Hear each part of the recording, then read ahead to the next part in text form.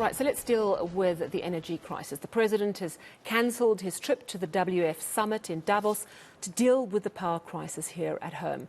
It's been more than 5 days of stage 6 load shedding. And while we see an easing to levels 4 and 5 from tomorrow, there's still great instability around our power supply.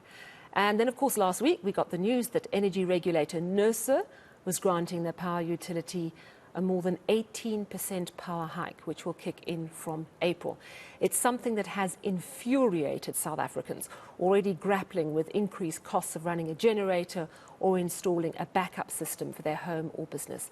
The politicians are also up in arms. The DA is planning a march to the ANC headquarters next week. The UDM is spearheading a group of politicians, lawyers and concerned citizens. Now, they have sent a letter of demand to the Eskom CEO and to the Public Enterprises Minister. If that letter is not answered by the 20th of January, it's going to result in legal action. To tell us all about it, I'm joined now by the leader of the United Democratic Movement, General Bantu Holomisa.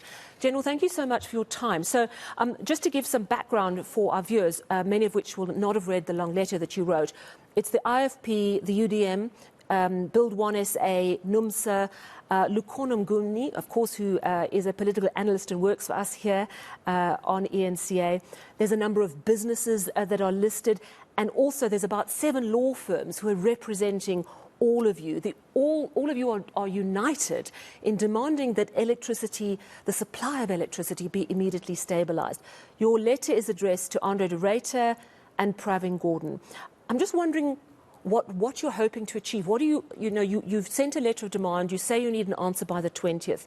You want the tariff hike scrapped. You want load shedding stopped, or at least a timetable given to completely phase it out. I mean, that would be a wonderful scenario if it would happen. I'm just wondering how realistic those demands are, bearing in mind Eskom's totally cash-strapped and they just can't stop these power stations from breaking down. Well, thank you very much for inviting us to participate in this topical issue. You will recall that in this country since 2007, we have been experiencing rolling blackouts. Today we are talking about reaching 7 or 8 stage. All these years, we have been given many reasons on these continuous protracted shutdowns of supply of electricity. This energy crisis, therefore, if you look at it, it tears through the SA economy, pushes unemployment, crashes tax generation.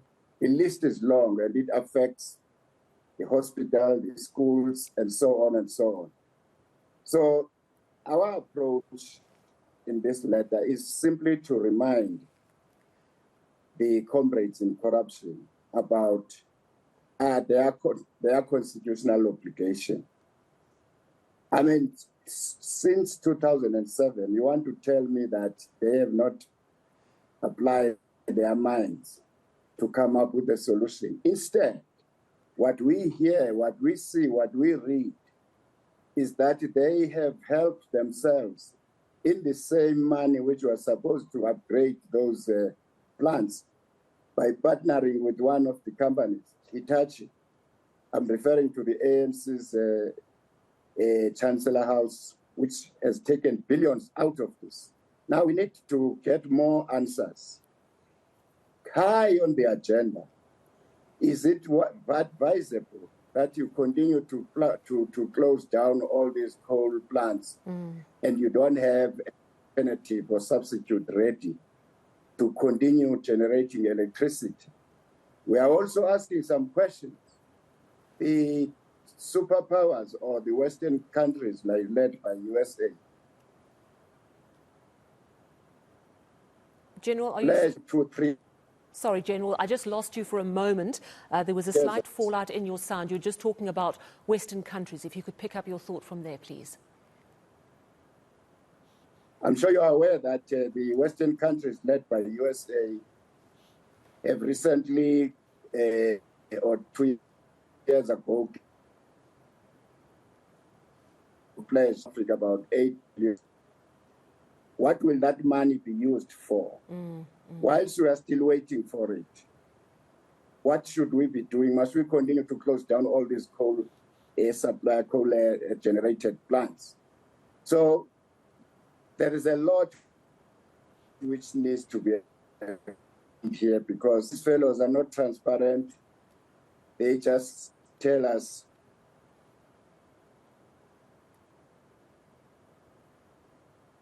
only General, we've got a really dodgy line. Sorry about this. I'm just going to, while we hope to stabilize that line, I'm just going to pick up on that point you made about that there's a great need for transparency, that the public is crying out for a real understanding. For example, you mentioned this $8 billion loan, but we need clarity on what exactly our position is. And I think it's an interesting point that is raised in the letter, because we are seeing countries that have gone much further in their energy transition to more cleaner forms of energy now taking a look at their old coal mines, going, hang on, we might need to open these up for a brief period of time to at least give people electricity. It's such a difficult situation we're in, because it's not just Western pressure to transition, it's about saving our planet and making sure that we move away from dirty energy. But the reality is, what's the point of moving away from dirty energy too quickly if it means too many jobs are lost and we can't really survive as an economy? So it's a very, very difficult balancing act. And your call in the letter for complete and utter clarity is an interesting and important one. And you've also alluded to the fact that there are constitutional obligations. And I think what's quite eye-opening about the letter is you go through all the constitutional rights that are actually being violated by the impact, the knock-on effect of load shedding, that safety is impacted, the right to water and sanitation is impacted.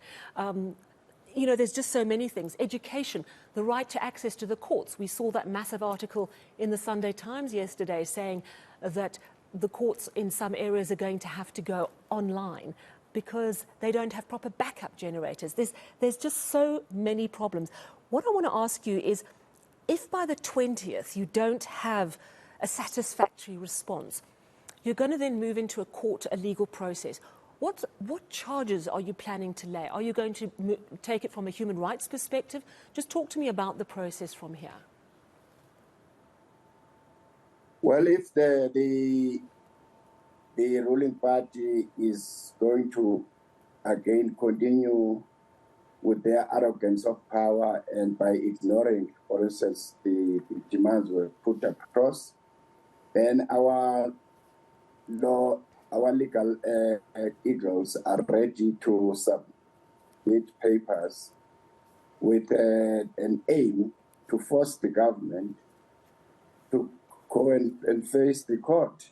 In that court, this is where all these demands are expected to be ventilated. We'll know why they have no plan for this crisis, to tackle this crisis. We will know how much is demanded from the taxpayers who have been paying these electricity bills year after year being increased. And all the time, we are told that it's going to address the electricity crisis. But so far, we hear also that they have been getting money from World Bank. What exactly are they doing? This money. For how long are we going in this situation? Yeah. So as what I'm getting a sense, you know, that we're in the dark on more than one way. I know that yesterday there was a meeting. President Ramaphosa has cancelled his trip to Davos to stay at home and try and intervene on this issue. We know that last year, June, July, he set up this electricity crisis committee, and he met with politicians from across the political spectrum last night. You opted not to be at that meeting. Does that mean that you feel the time for talking with the ANC and the president of the country on this issue is over?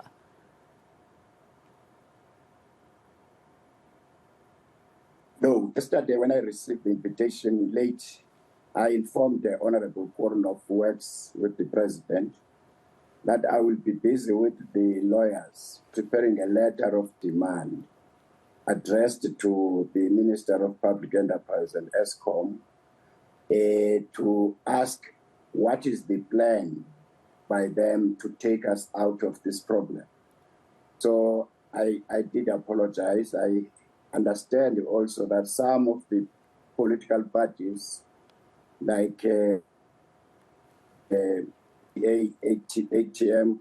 ACTP, said that they wouldn't be able to participate because at 6 o'clock when the meeting was scheduled to start, there would be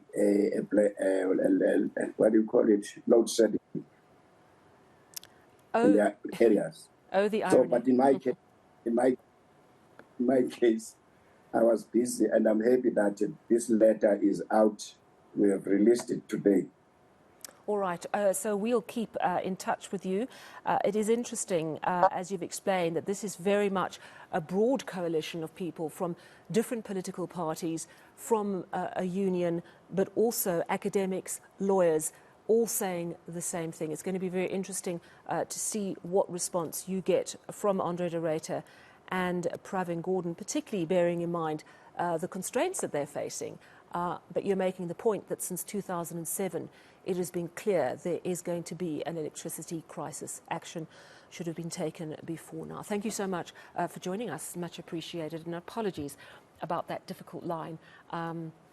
We probably know that it's intermittent power supply problems, but I think we got the gist of what the UDM leader, General Bantu Holomisa, was telling us in that letter of demand with a deadline to the 20th of January for